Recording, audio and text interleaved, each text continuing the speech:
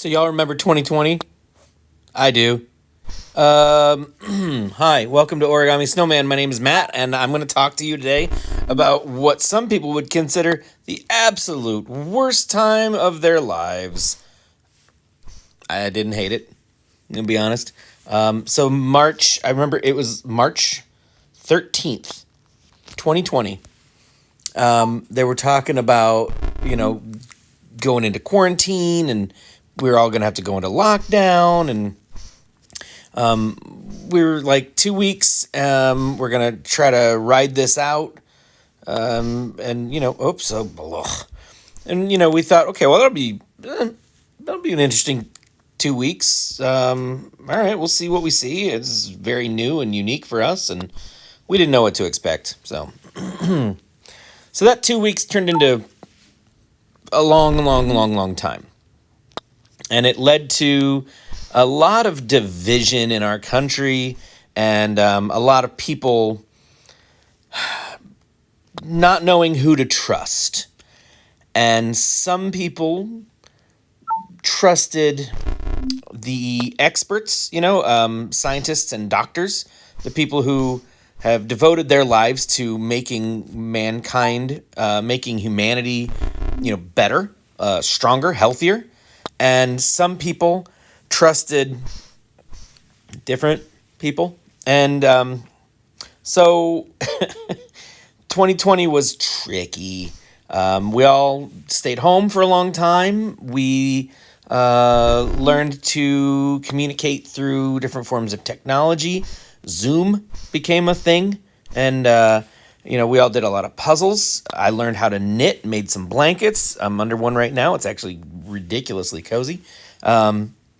We started taking care of each other a little differently. People started to think of others who maybe we hadn't before. Like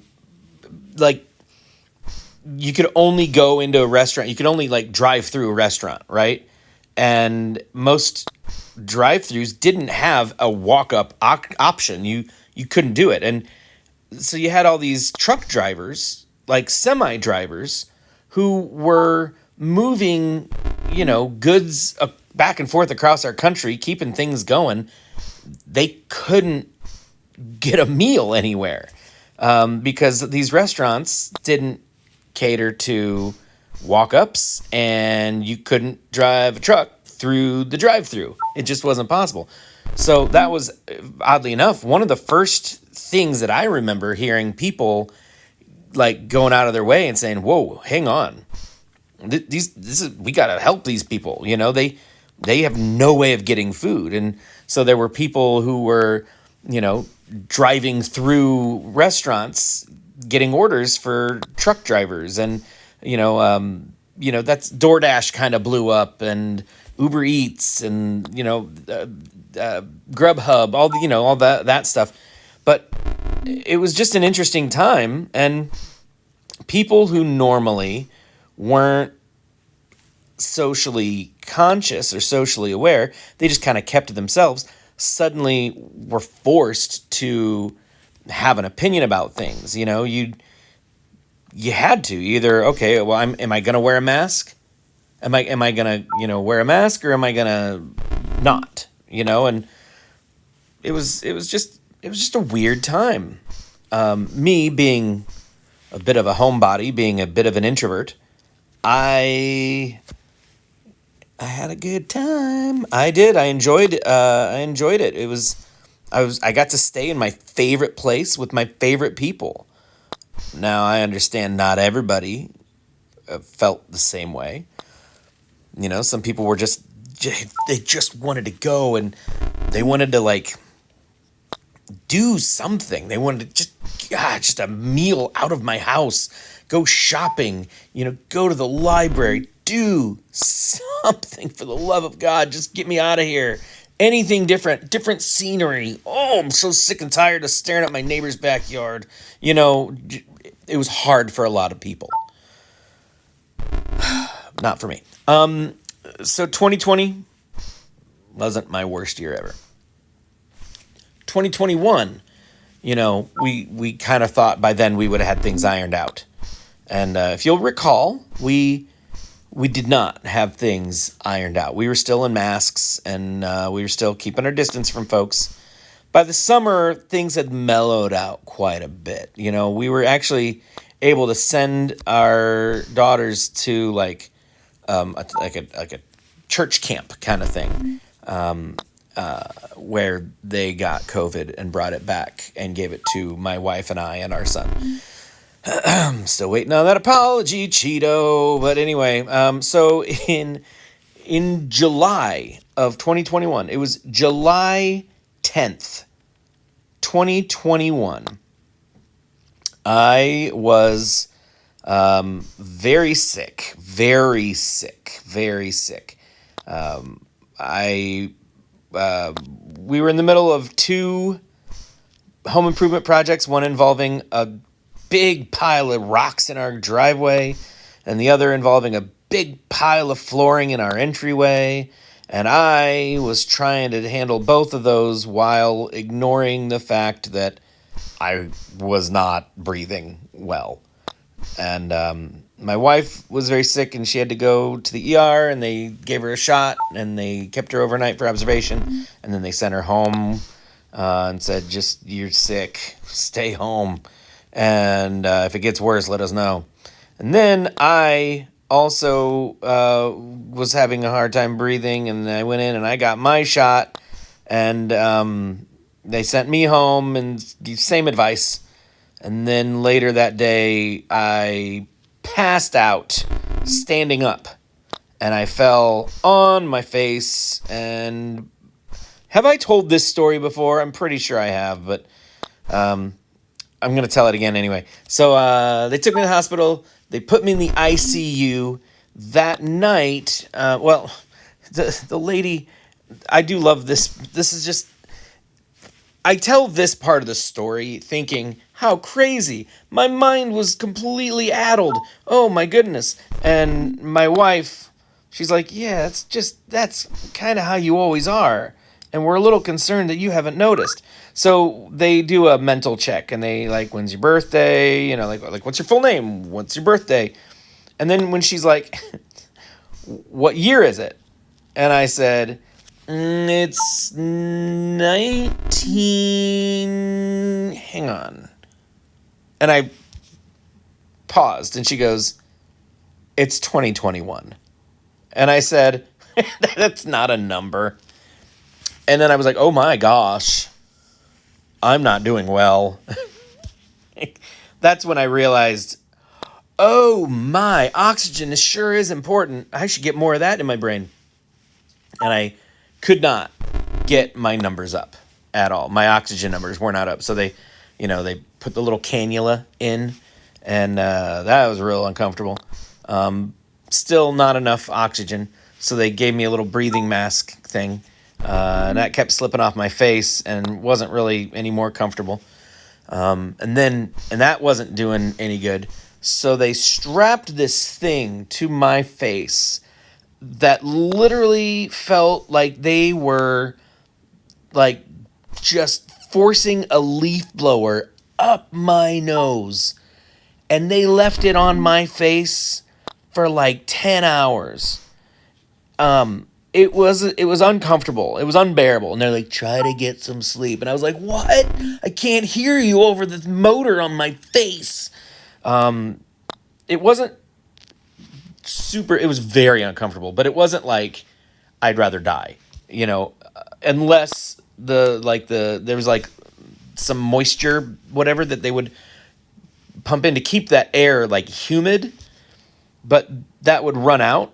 And then it was like the most ridiculous fight to get them to come in and replace whatever humidity bag.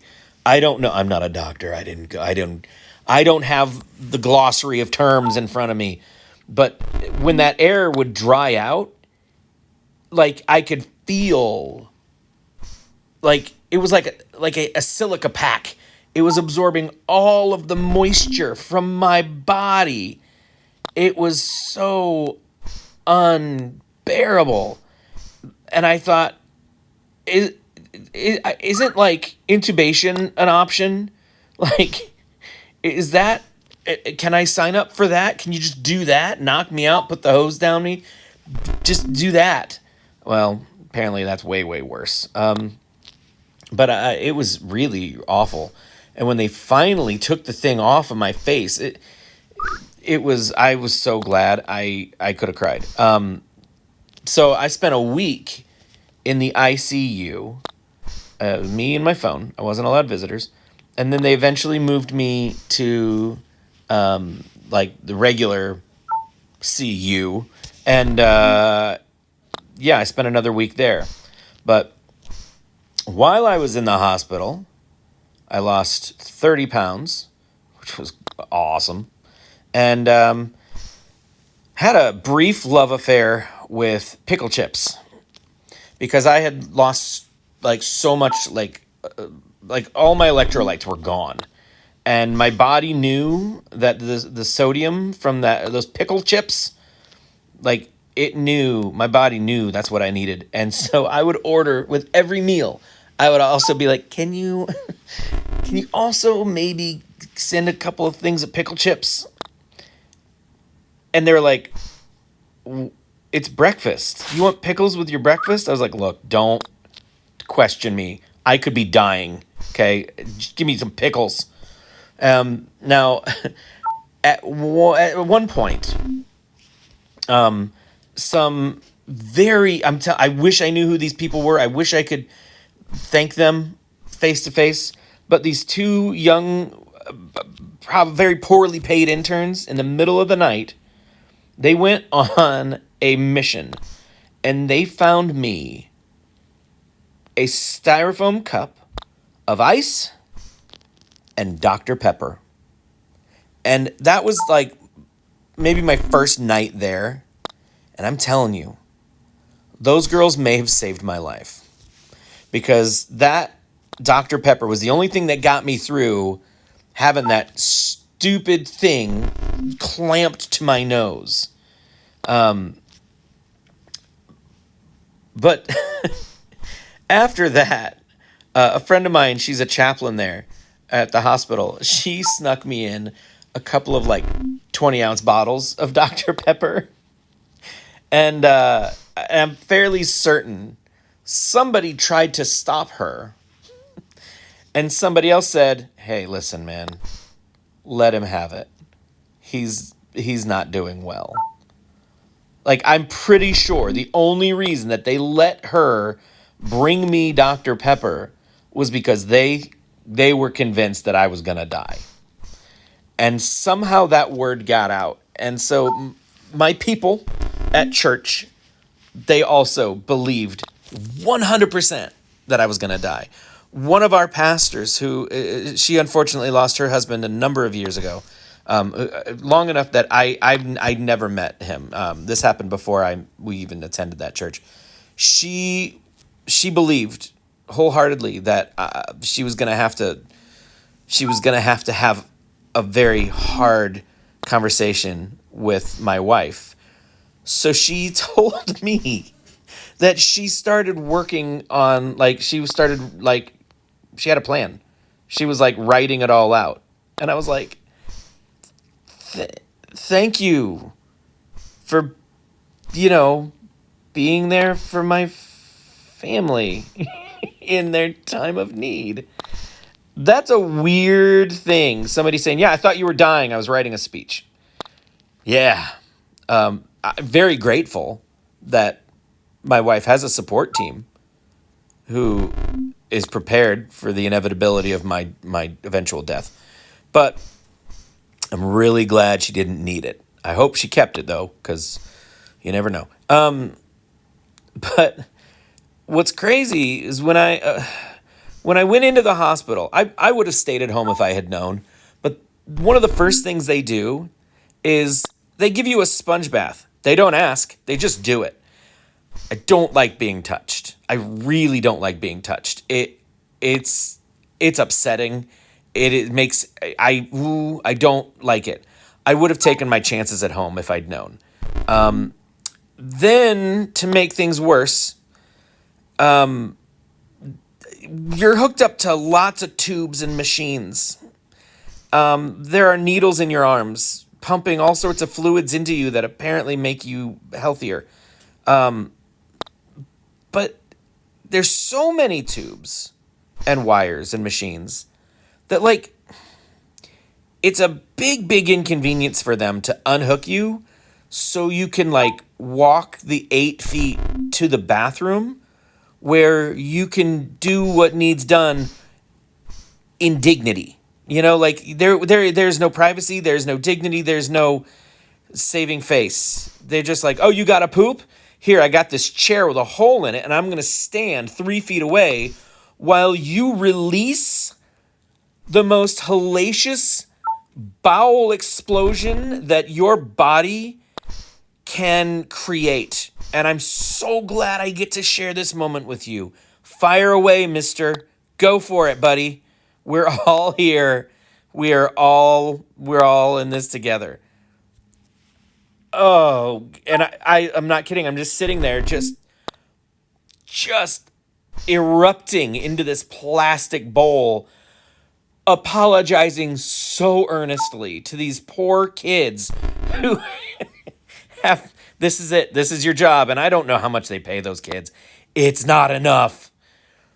I'm telling you. Other than that, I thought COVID was not a terrible experience.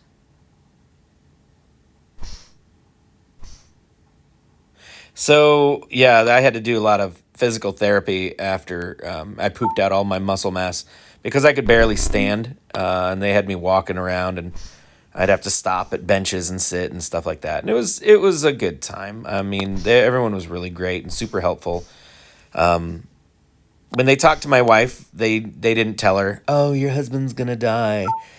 He never took care of himself, and now it's a little like, too little, too late." But well, you're one of the people on staff at your church wrote a speech. It'll be fine. So anyway, if you're wondering how my COVID experience was, it was that. Anyway, that's 50 holes, and I got more to say, but I won't. I've talked about pooping in front of people already, so, like, it's all downhill from here. Thanks for watching. I love you guys so much. Goodbye.